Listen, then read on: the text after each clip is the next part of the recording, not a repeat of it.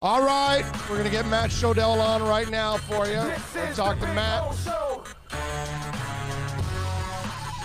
Got Canes getting ready to take on La Tech this afternoon at 4 o'clock.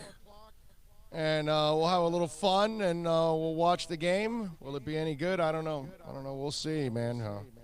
I'm afraid of that game. I am so fearful. I mean, why wouldn't you be fearful? The Canes have been off for weeks. That's never a good thing. It's like NFL players that have dead time. It's not good for some of them. They get arrested. The Canes aren't very good with off time either. They just don't know how to prepare for off time. But maybe this man here has all the answers. Matt Shodell, baby, of course, from Canes Sport. You can follow him on Twitter at Canes Sport. Catch the work there at Canes Sport, as always. Excellent coverage of your Miami Hurricanes. Matt, good afternoon, my friend, and you must be happy that you're in South Florida and not Shreveport.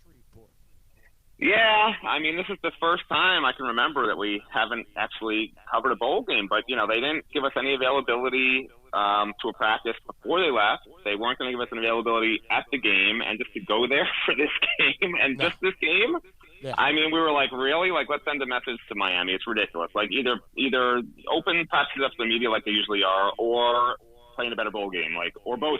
Better yet, both. I mean, even my newspaper friends aren't going up till I think that some of them went up yesterday. I think some might have gone up this morning, but like even they didn't go up for bowl week, which is unheard of. It's like ridiculous. I mean, the way that they're treating the media right now is about as bad as how the team was this year. All right, so then is that paranoia? Is that that they're embarrassed? I mean, I don't know. Like we just tested the SID to see if they have released a starting quarterback's name yet, and the answer was no. So, like, I don't know if it's, you know, it's so hard to tell with this team when they shut off like this. I've been covering this team forever. You know that they go. And, like, I've never seen the media just not have access to the team like this. Miami's always prided itself on being almost like an NFL, you know, where they were like one of the last teams to have an open locker room. You know, they were always very forthcoming, letting us even watch entire practices when other schools were barely letting you even talk to coordinators. But it's gotten less and less and less, and this is the worst bowl availability I've ever seen in my life. Well, I know that they're ultra sensitive because they are with me. They've been with me for years. They hated that I went after Al Golden and all that stuff, and since then, they've kind of held it against me too. So I know that they're ultra sensitive over there. I mean, if you're gonna have thin skin like that, then you're in the wrong business, dude. I mean, that if that's what it's really all about, and in the end, they have nobody to blame but themselves for where the state of the program is and the results of it. I mean, you're not going to get an argument for me. I mean, this is just not a good situation. And guess what? If they don't show up to play today, I mean, you know, I've talked about, you know, different things being an indictment of the way of the coaching staff or just the overall program. I mean, if they don't show up to play today, I mean, it's another indictment of just the entire program. Like, you can't just wallow in sorrow, and if your coaches, you know, can't get you up for a game against Louisiana Tech, like this is a game where I've been telling people they can either win by 20 or lose by 20. It just depends if they want to play or not. I mean, there's not a single player on Louisiana Tech that Miami would have recruited or would be starting right now at Miami. So, you know, your producer was talking about the you know, Miami's favored by, you know, 6-7 points, whatever it is. Like, points, yeah. First of all, they're favored just because, you know, not every fan follows Miami as closely as you and I do. And if you're in Vegas and you see Miami against Louisiana Tech in a betting line of 6, I mean, who are you going to take? You know? Yeah. So, I mean, just on talent alone, you take Miami, you know. So that's why the betting line's that. But to me, if anything, a true betting line, I'd probably have it even, or maybe even Louisiana Tech by 1 or 2, just given the fact some Miami players aren't even playing in the game. They're going to play a lot of young guys who've never played before, you know, or haven't played meaningful snaps before, I should say. Just so much going on. They've coming off those 2 horrible losses. And but it is hard to tell just because they have not let us watch practice. You know, if the team's head is in the right place, you know, if the coaches are doing the right things in practices, it's just hard to tell when they don't open any of it. So let me explain why you're a freaking genius, okay?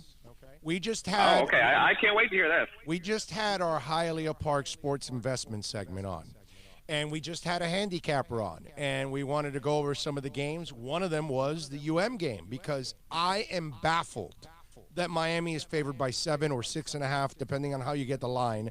I've been telling everybody so far, go with La Tech. You got to go La Tech. Well, the handicapper in Vegas, guess what? He loves the U, just like you said, because he probably doesn't see all the little things that you and I have seen with the U in every week. And again, he probably hasn't really highlighted all the people that are missing this game for the U and all the young people that they're going to end up playing. And it's exactly what you said. The guy that doesn't necessarily follow it as much probably thinks this is a bargain at 7. You and I and a lot of the Canes fans that see this every week, we're like, well, wait a minute. It was like, what was the other game recently that they were favored heavily to? And we were like, how are they? What How about two of them? Not just one, two. No, Duke and FIU. What, oh, yeah, no. Dude, wasn't it Pitt or something like that they were favored big time on it? Or no, it wasn't Pitt. It was Georgia Tech. I mean, it was FIU. It was FIU. They had a huge advantage on FIU, right? The point spread. Yeah, it was 20 plus, yeah. Exactly, that's what it was. And we're like, wow, that's a lot of points. And that's the thing. And you're right, it's actually been a couple of games. That's where I was going to ask you that about this game. I don't understand what Vegas sees that they have the Canes favored by 6.5 or 7 points. I don't get it. Yeah, I mean, look, I'm not a handicapper or an expert. I don't bet on these games. I don't actually bet on any games. I guess I'm sort of boring. But what I will tell you is, again, if you are playing a team that doesn't have a single player that would start on the other team, who are you going to favor? The only reason why Louisiana Tech, in my mind, has a decent chance to win this game is because mentally, Louisiana Tech, this is their Super Bowl. This is their reward for a season, okay? And they've won a million bowl games in a row. Their coaches prepare them in those 15 practices for winning the bowl game. On Miami's side, this is not where they want to be. I don't think the players are thrilled to be there. Those 15 practices were not spent on Louisiana Tech. A very good portion of them were spent on just Miami working their younger players into the practices. Truth be told, I honestly believe this, although Miami would never say it. I think if the NCAA gave a school a choice, you can do the 15 practices and not go to the bowl game, I think they would have done that. I think they are going to this bowl game because they get the 15 practices. And those 15 practices were basically about 2020. And Manny Diaz hasn't even shied away from saying that. You know, it's about 2020 for this team right now. So if you're spending those 15 practices looking at the next year and the other team's focus for 15 practices on beating Miami, even though they don't have as good skilled players, I mean, it's going to be embarrassing if Louisiana Tech comes out with all these wrinkles based on what they see in Miami's personnel and trying to exploit some of the younger players that they think they'll see out there. You know, and if you end the season losing to Duke, FIU, and Louisiana Tech, and you're Miami, I don't care about 2020. I mean, you just can't do that, you know? So, like, to me, Miami, you know, this is almost like it sounds crazy, but it's almost like a must-win game for Miami. Because you go into 2020 with those 3 losses, every preseason publication has those lists of coaches on the hot seat, and you put Manny Diaz's name in there, and that kills recruiting, and now you're done. Like, you just can't do that. So it's a difficult situation for Miami to navigate, and I don't know that necessarily there's a way out right now. Unless this incoming class is like really going to turn the tide in terms of the way that this team focuses and works, and not just talent-wise, because this is not a talent issue. This is a mental issue at Miami right now. Now, let me ask you, Matt Shodell from Kane Sport. Matt, how are you looking at this QB decision? Because, you know, I was telling Bill earlier on the show that I don't think this is about hiding or trying to get an advantage on La Tech, because nobody fears your quarterbacks as it is. So the way I'm looking at it, and you tell me if I'm completely wrong here, either as a coaching staff, it's embarrassing that we're at a bowl game and the entire year's gone by and you still don't know who's your best quarterback. Or, 2, the other part that's embarrassing that I find is, are your 3 guys that lack of maturity or whatever that you've got to try to keep them focused, that you're keeping that carrot dangling all the way to the end, so you have all 3 of them with their heads in the game and practice and everything, so you hold this thing out all the way to the end? Or is it just possible that they've known who the starter is, everybody knows who the starter is for weeks, they just want to keep it away? What is it? Please. Well, I mean, I have a potential different alternative. I mean, it depends on, again, we can't watch practice, so normally we could see who's doing what in the reps and all that other stuff, but it's not out of the realm of possibility that the Miami coaches, again, with an eye to 2020, either they decided, do they want, you know, some of these quarterbacks to transfer okay? And the only reason I mention that is because for some bizarre reason, I've never heard of this before, but when Tyler Van Dyke took the official visit, he's the Miami signee in the class of 2020 at quarterback. He wasn't hosted by a quarterback, and they actually kept him away from N'Kosi Perry and Jaron Williams the entire visit, which encompasses 48 hours, other than in a meeting when they briefly said hello to each other. Now, that's weird, okay? So if Miami feels like there's a problem with the culture at quarterback, are they trying to jettison these guys? Are they, if they are, which I'm not saying they are, but, like, that's just a weird thing to happen, right? So if they are trying to do that, you start Tate Martell. I don't think they're going to start Tate Martell, okay? I think they're going to start Jaron Williams, but I think it's very telling that the coaches also, Manny Diaz didn't want to answer a question in the one availability he had with the local media for Bowl Week. He was asked if he might play more than one quarterback, and he dodged the question, whereas in the past when you asked that, he'd always say, oh, so-and-so's our starter, usually Jaron Williams is our starter.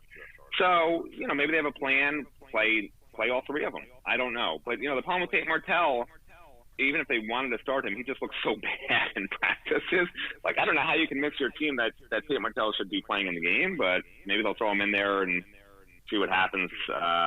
It's going to be really interesting at the quarterback position what they do today. It could go any number of ways. Maybe a guy will start to do real well and play the whole game. Maybe they'll play two. Maybe they'll play three. Maybe they'll rotate, quarters. I don't know. But it's going to be super telling to see what they do. And it would not surprise me at all if one, maybe even two quarterbacks wind up transferring.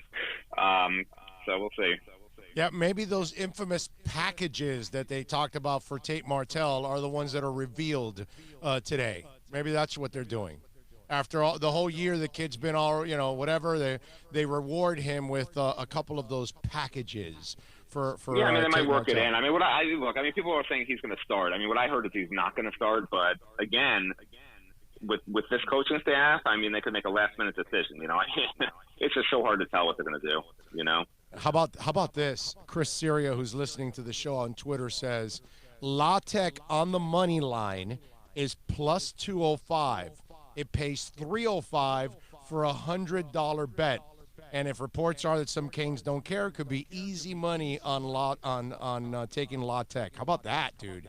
I mean, it's actually worth it. Yeah, I mean, again, I don't get involved in the betting stuff. The last thing I need to do is to endorse a betting line one way or the other, and then have everybody all mad at me. I don't know. I don't deal with that stuff. I don't bet. But I mean, look, I do agree that if Miami, I'll do it for you, baby. Don't worry about it. I'll take the heat. No problem. If Miami doesn't come to play, obviously Louisiana Tech's the team you're going to want to take. Period. Yeah. No, I'm with you there. Recruiting wise, what's the latest, my brother? What have you heard? Because Manny also said that he wasn't, that they're not done with this class. So you tell us. Right. Well, the reason they're not done is because they didn't get anybody to come and sign late. So they wound up getting 18 signees. They've got a 19th commitment, Willie Moyes, the defensive tackle from Hollywood, who is just working to fix up some grade stuff. They don't want to sign him until they're sure he can qualify, which he should be able to. So that'll be a 19th. They got room for about 6 more guys, not including transfers, because transfers can count either against 2020 or 2021. It's up to Miami how they want to count it. Now, I don't expect them to take 6 more true class of 2020 guys, just because you don't really want to hamper your 2021 class. But it looks like they're going to try to take at least one offensive lineman and then another offensive line transfer. There's a couple of kids from Stanford who are looking to transfer. They grad transfer, and I know at least one of them is considering Miami. They're looking for another DB. Avante Williams will take a visit in January. He would be a good fit there. And then they're actually looking for another defensive lineman, so, a defensive tackle. So we'll see if they wind up with another one of those. But, the recruiting is a little stagnant. It's nice and good for the coaches. They were able to hold on to almost all of their early commitments. Really actually shocking in a sense, with all the negativity going on around the program, that these kids all are willing to come here. And maybe that's a good sign for the future, for fans who are holding out hope that this thing will turn around. There's your ray of hope there, is that these 18 kids all basically stuck strong once they committed. There's only one late decommitment, a kid, Romello Height, who ended up going to Auburn. So yeah, I mean, the recruiting class they signed, I think, is fine. I don't care about these rankings that it's ranked 16th or whatever. I mean, those rankings mean nothing to me. I do think it's a good class in terms of the numbers that Miami needed to fill, a good class in terms of the quality.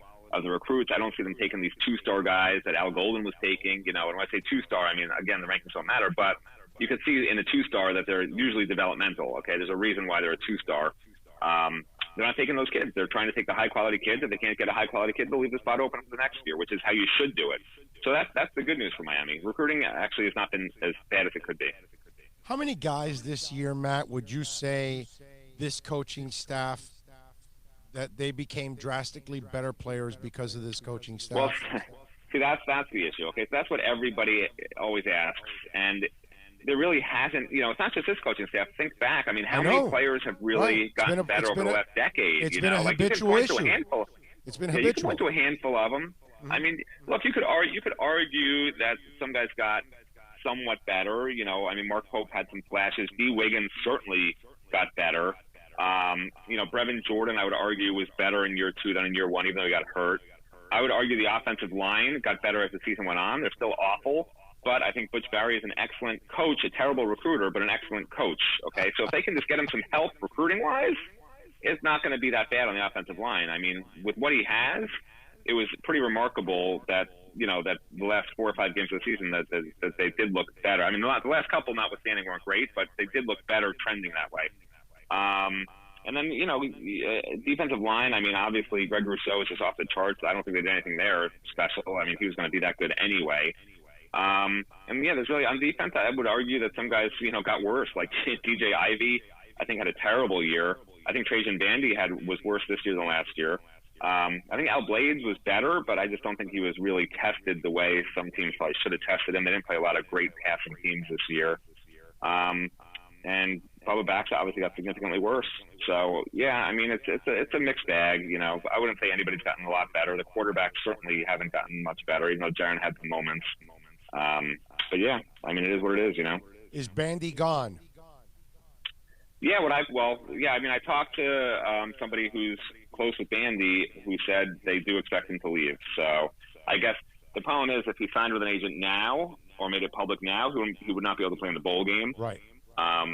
So he's holding off, but I do expect him to leave, yeah.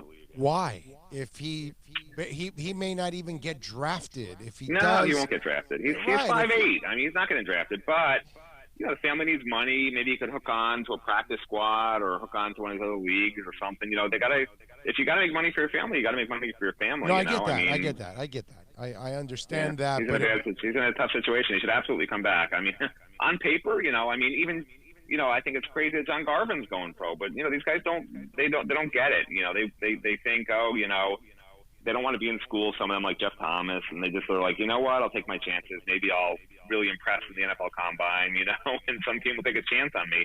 And usually it doesn't happen, but that's how they go about it. And then, you know, a lot of them do get signed as free agents, and they feel like that'll be their chance. So that's going to happen with a bunch of these guys. I mean, the only guy who's going to go in the first 3 rounds, from what I've heard, talking to an NFL guy, is Trayvon Hill. They're not going to have anybody else in the first 3 rounds, from what this guy was telling me. So is this more of an indictment on Manny too? That these guys, I'd rather go take my chance than come back here and risk injury when I'm really not going to make myself any better or improve my draft stock. Whereas the thinking usually was, hey, let me go back and rebuild myself and build up that draft stock even, you know, more, and I'll get drafted, you know, earlier next year, and I'll make more money by staying.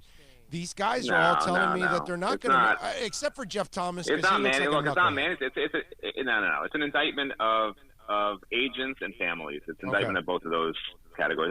You can't listen. Coaches can only do so much. These coaches and Al Golden, same thing. Like they're trying to do what's best for the kid. They actually talk to their NFL sources. They give the kids the information that they get. Here's where they're saying you're going to go.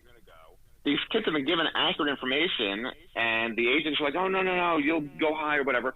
And they don't, you know. So, I mean, like, what are you going to do? It's time after, you know, Joe Jackson, Gerald Lewis. I mean, you just go down the list of all these guys that seem to think they're going to be going in the first few rounds, and it's just like it doesn't happen time after time, and the kids just think they're different every time they go out early, and it's not going to wind up very good for most of them. So, you know, a lot of the agents, here's what the agents do, okay?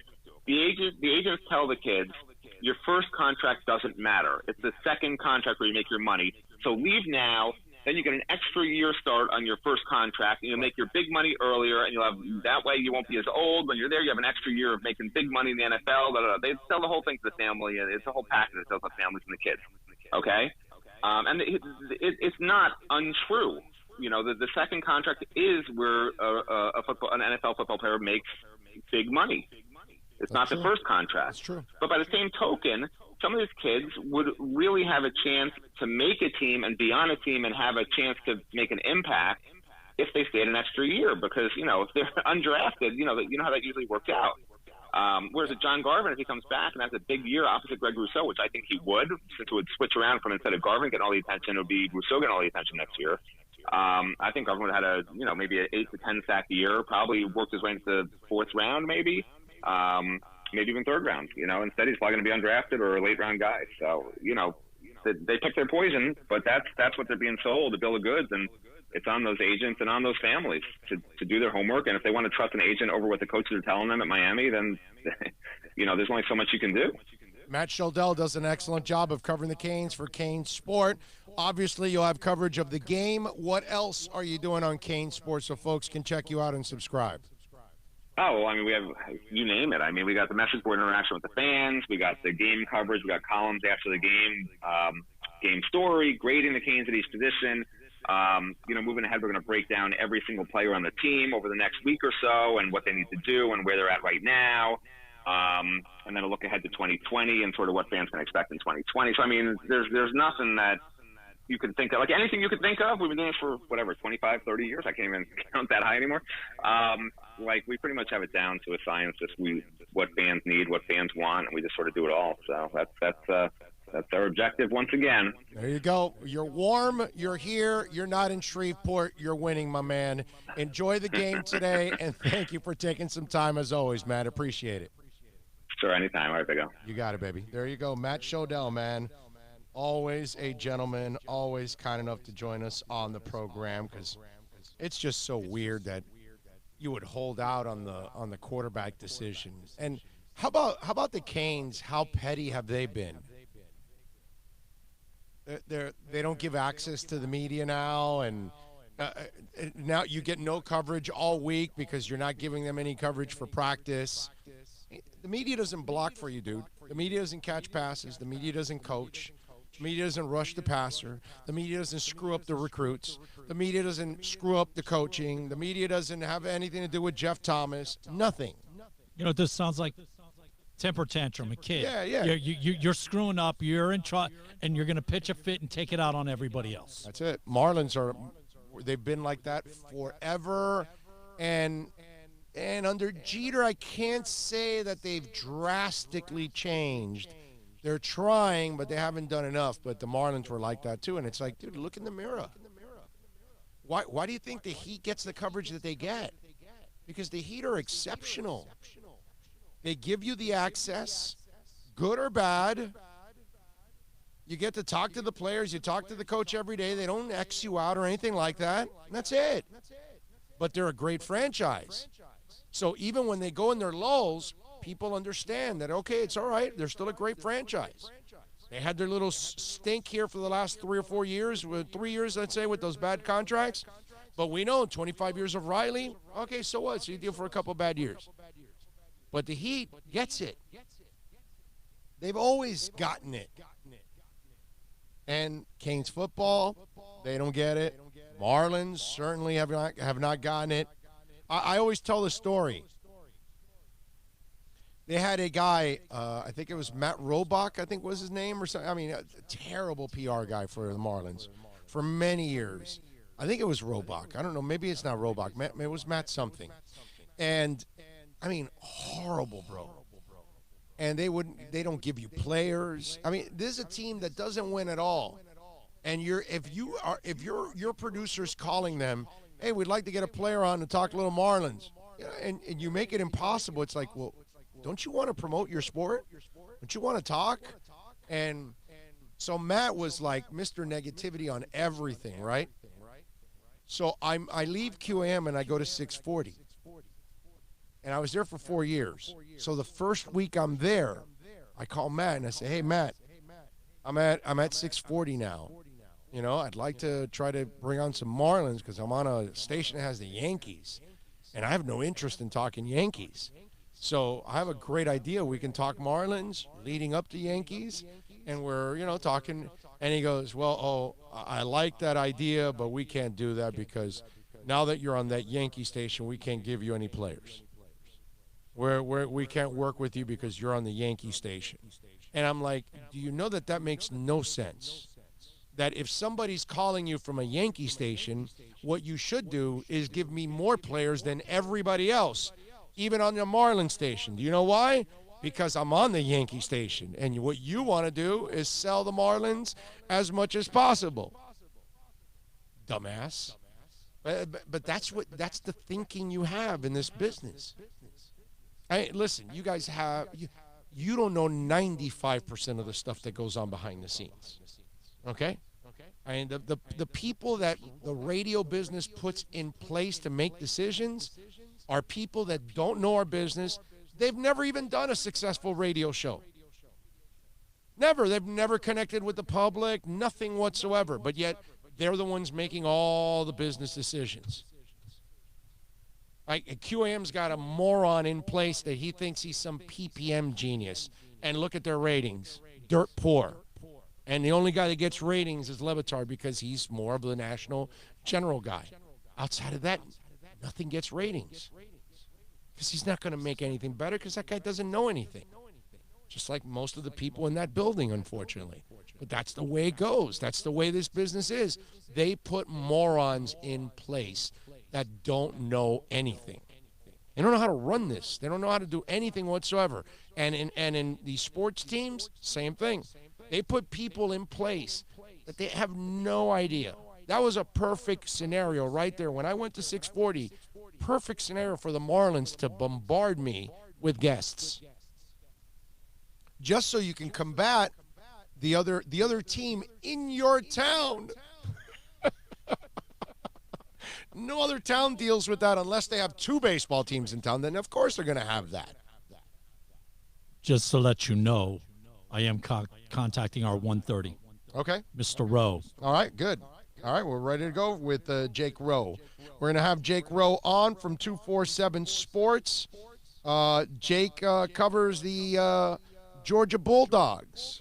So we will get him on and talk a little Jake Fromm because we're going to switch over. Remember, what we're doing is all of the draftable quarterbacks, we're going to go find and track beat writers, guys that are around these players all the time and get insight on them. And Jake Rowe works for 247 Sports.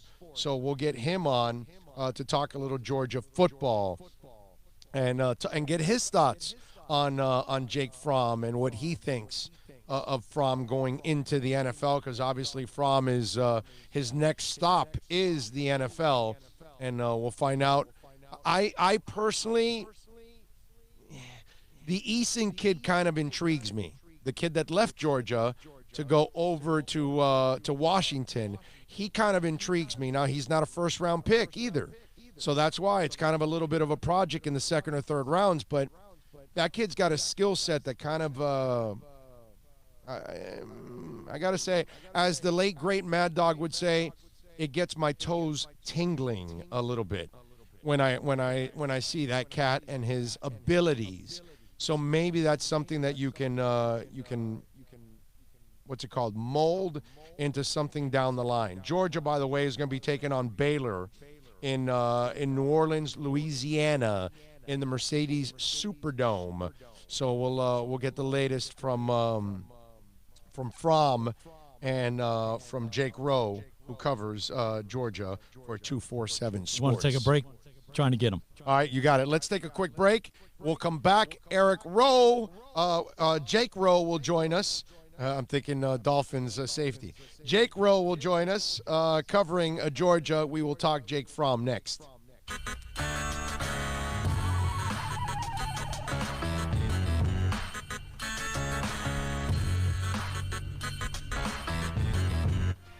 Thinking about buying or refinancing a home? Act now. Home values are ticking up. Don't put off making a move any longer. Call Michael Kodsey now at Choice Mortgage Bank, 561-441-2730, while mortgage interest rates are still at historical lows. Call now to get pre-approved and buy your dream home. If you're currently paying over $800 a month for rent, call 561-441-2730 now before interest rates go up. Down payments as low as 3.5%. Veterans may qualify for no money down. If you own a home, but you're upside down, Michael Kodsey can help. If you're being denied by your bank or your loan process is taking too long, call 561-441-2730. Act now while fixed rates are still under 3.5%. Offices in Boca and Boynton Beach. Rates and terms subject to change daily without notice. Equal housing lender. NMLS 122081.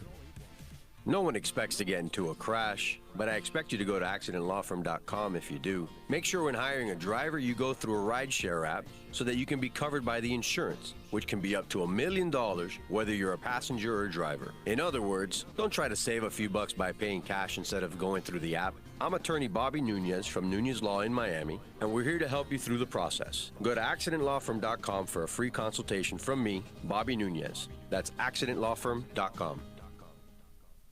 America's safest and best-selling compact luxury SUV is at Acura of Pembroke Pines, and this is how we do it. RDX, $339 a month at Acura of Pembroke Pines, the #1 volume Acura dealer.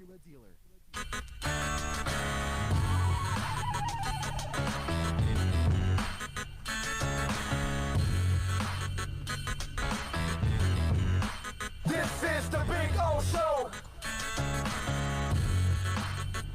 This is the Big O Show. This is the Big O Show.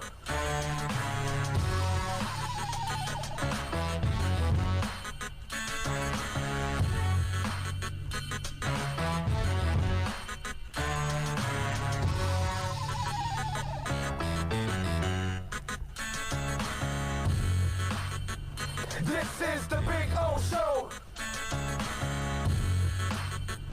This is the Big O Show.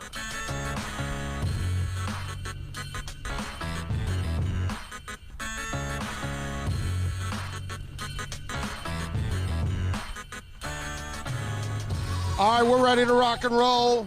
Jake Rowe from 247 Sports is kind enough to join us now. He covers Georgia on a daily basis, and you can follow him on Twitter at Rowe247 as Georgia gets ready to take on Baylor, and that'll be on the 1st, on Wednesday next week.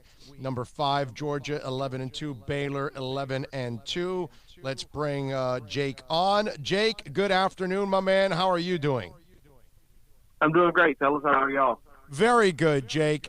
Jake, one of the things we're doing is obviously we're in South Florida, Dolphin town, Dolphin focused here, and going into the draft, they've got 4,000 picks, as you know. And so we're kind of focusing in on all the different quarterbacks that are going to get drafted. We talked to a beat writer that covers Tua, another one that covers Joe Burrow. So we are talking with you now to talk about a little bit about Jake Fromm, another guy that's going to be going into the draft. First of all, when you look at Jake, what are the things that tell you he is going to be successful at the next level, at the higher level? Well, I think the first thing everybody would point to is his preparation. I mean, he's a guy that when you talk about an NFL quarterback who can make all the adjustments at the line of scrimmage, get you in the right play, you talk about the kind of guy who's going to know a defense inside and out. That's Jake Fromm. I mean, he's just a really intelligent, smart guy. Wins with his head. He does a really nice job of knowing where to go with the football, getting the ball out of his hands. You look at over the course of his 3-year career at Georgia, he doesn't get sacked much. Now, some of that's been because of good protection, but some of it's simply because he knows where to go with the football as soon as he touches. And all those things are huge, especially when you play in the NFL and everything's happening at warp speed. So I think that's a big one. He anticipates his throws real well, and I think he's struggled with that a little bit this past year because he's dealing with so many young receivers. But he anticipates his throws really well. He's accurate with the football. He the past 2 years, he's been a really good deep ball guy. He connects with his deep ball shots and really throws the ball well to the sideline. I think that's probably one of his biggest attributes as a thrower is the fact that he can fit the ball in the tight windows near the sideline, keep the ball out of harm's way really well. What were his signature moments this year? Auburn, Florida. Where would you put his signature moments as a quarterback this year? Well, anytime you talk about Jake Fromm's signature moments, it's always going to be against Florida. He dominated them in his career. Came out and had a tremendous game against them this year. Georgia went 12 of 18 on third down against the Gators. Jake was tremendous on third down. Threw the ball really well in the middle of the field in that game, and just kind of also was really elusive in the pocket. They had a hard time when they did try to get to him of bringing him down in the pocket. I think Auburn was a pretty solid game as far as the red zone goes. I mean, he didn't. It wasn't a stat game, but it was a scoring game for him, right? Or that's what it was like. No doubt, yeah, right? Exactly, right? Exactly. He was really efficient in the red zone. Made all the right decisions in the red zone. Georgia as an offense struggled overall, but he was 3 of 3 for games there. And I know the South Carolina game. Everybody wants to point to the 3 interceptions. It's the only time in his career that he's thrown 3 interceptions in a game. Only time in his career he's ever thrown a pick 6 in a game. But he also had a 96-yard touchdown drive in that game to tie it up for Georgia. After one of the interceptions was his fault. 2 of the others weren't. But he still found a way to engineer a 96-yard touchdown drive, throw the game-time touchdown pass, get that game to overtime. So he had a pretty good one there. And then against Tennessee on the road. In that game, he was great on third down, really accurate, no matter where he threw it on the field. And he had some struggles this year, but he also had some pretty big moments. I mean, everybody wants to talk about that down the stretch where he won several games in a row without having 50% completion percentage. Well, during that stretch, he was 11 touchdowns, 2 interceptions. So he did find a way to impact the game in a positive way even when things weren't going right. So what do you say to people who say, well, the LSU game, 2 interceptions, didn't step up, didn't have a great game, didn't have a good completion percentage in that one, and that's the game where you wanted to see him be at his best against the best in that conference? Well, he didn't play great in that game. I mean, that's just all there is to it. He wasn't at his best, but he had some drops. He had some big drops. First play of the game, right down the middle of the field, a guy streaking open for maybe a 40-yard gain, and the ball goes right off his hands. He had a touchdown pass drop later in that game. He also pulled the string on some throws and didn't come up with the big throw. But that was indicative, I think. And listen, like I said, I understand Jake Fromm didn't play well at Fort Point this year, and I'm not trying to make excuses for him. But at the same time, I mean, they struggled at wide receiver all year long. That Auburn game, they couldn't get separation. South Carolina game, couldn't get guys to run the right route or catch the football. I mean, there was a lot that went wrong that was beyond Jake Fromm's control. They didn't run the ball well at all the second half of the season. And that's one thing I would say to people is this. Jake Fromm is probably not going to be the quarterback who's going to put your team on his back week in and week out and win you a game. But there are only a handful of guys in the sport that can do that anyway. What Jake's going to do is if you put pieces around him, and it doesn't even have to be the right pieces. I still think there's some flexibility there.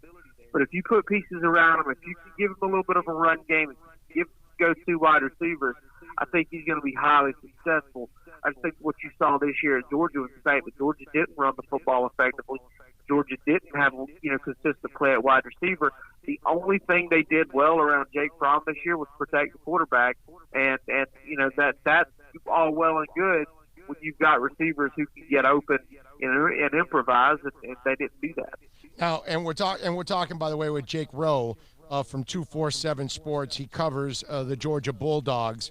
Now, I'm going to ask a little bit of a twisted question for you, Jake. Do we focus too much on the Georgia quarterback?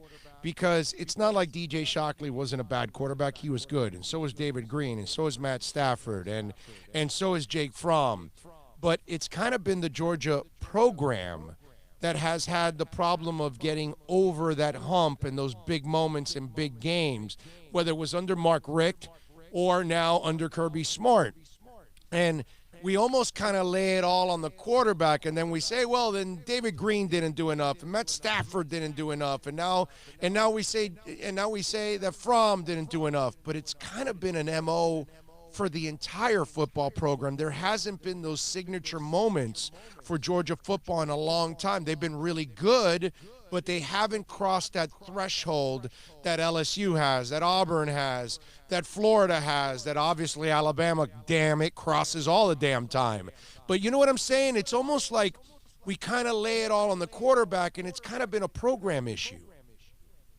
Yeah, I completely agree with that. I mean, if you just want to talk Jake Fromm here, like you just want to go with most recent examples, look at the 2017 National Championship game. Yeah, Fromm had a couple of mistakes in the game. So did Tua as a freshman. Right. Yeah. He threw a couple of interceptions. That's right. Well, you look at second and 26.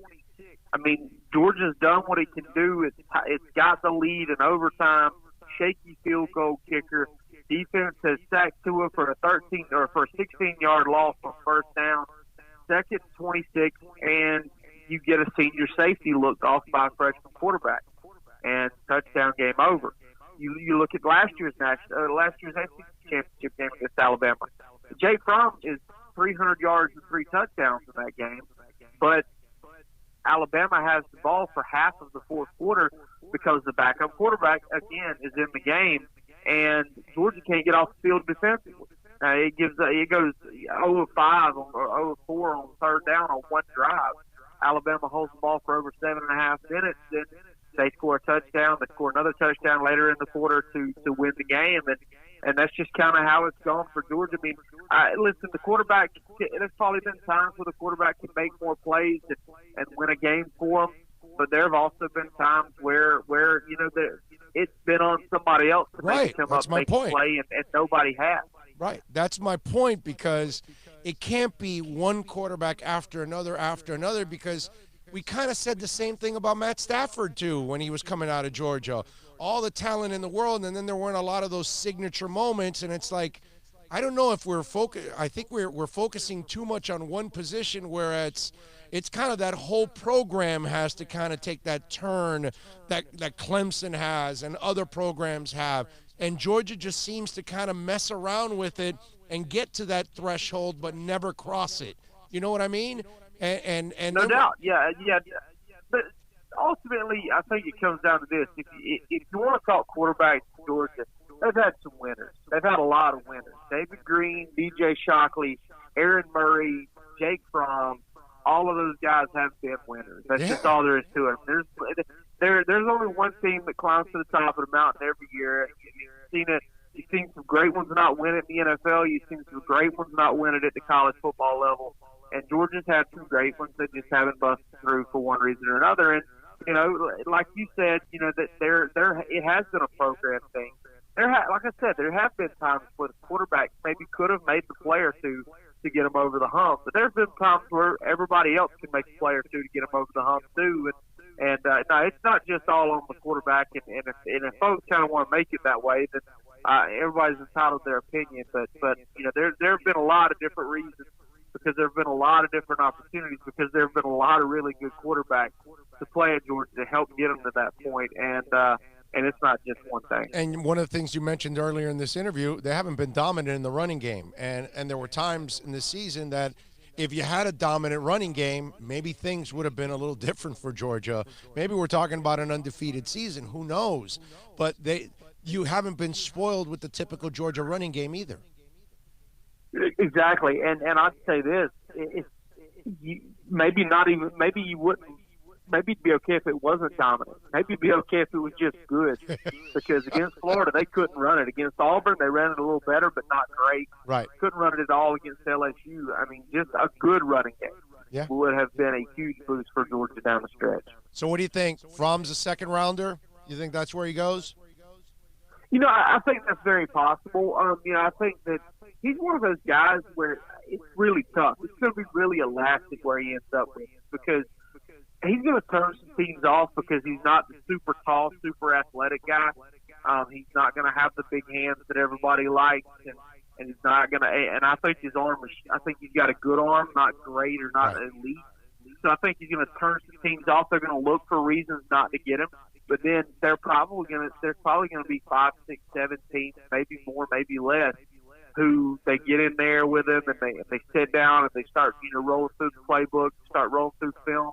They're going to fall in love with him, and they're going to like him more than everybody else. So I think he's going to really turn some teams on. He's going to really turn some teams off, and it really depends on which one. Because if there's a mid to late first round team that just loves the kid, maybe they take a shot at him.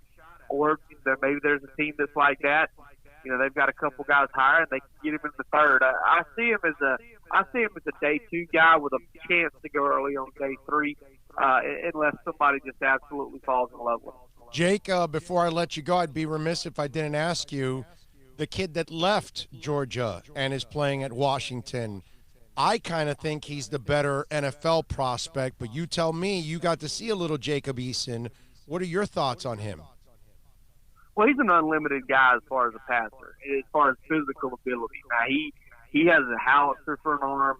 He gets rid of the ball quick. He's really calm and collected. I think that's one thing that I really love about him is he doesn't get rattled. Very, very even keel, and you like that. The one thing that worries me about him, though, and I think you see this if you flip on the tape, is he's just not deep ball accurate. He struggled as a freshman at Georgia. He struggled this past year at Washington with that. He's just not deep ball accurate. Georgia called. I got to give Jim Chaney a lot of credit for what he did in Jacob Eason's freshman year, because he dialed up layup after layup for him. And I would say he probably hit 1 out of every 4 of them, maybe 1 out of every 3. And some quarterback coach believe that you just can't really teach accuracy, and that's something he struggled with at Georgia. But I'm one of those guys, by the way. To make all the throws, he can do it. I'm one of those guys, by the way, Jake. I don't believe you can teach accuracy. I believe you either have it or you don't. Now, the guy that is not fundamentally sound and his legs are all over the place, yeah, you can improve it if you have him stand the right way and all that good stuff. But for me, at least, I'm 53, man. Normally, just quarterbacks that aren't accurate, they really never become accurate. That's just not the case. I'm one of those guys. Are you one of those guys too? I'm not a big quarterback guy. I'm more of an offensive line guy. I've coached high school football and spent a lot of time around a lot of positions. Quarterback's not really my forte, but I will say that correct anything mechanically and get a guy going perfect mechanically, and then maybe you can kind of figure it out. If he can't throw accurately while he's working under sound mechanics, then he probably can't do it. But ultimately, it also comes down to confidence and comfortability as well. And maybe Jacob's not. He's only been. If you're talking Jacob Eason here, he had 1 year as a freshman, which is tough, and then he had 1 year as a starter at another program. So it's kind of an up in the air proposition for him. But I do know this: that the kid can put it anywhere on the football field you want it, and that speaks for something. Yeah, the talent in itself will probably, the people will reach for him a little bit more, because you know how it is, man.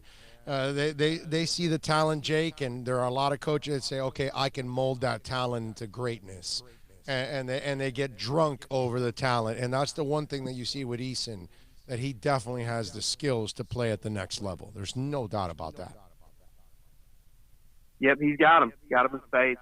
Follow him on Twitter at Row247 and catch his work at 247 Sports covering the Georgia Bulldogs. Jake, thank you for taking some time, my man. We really appreciate it.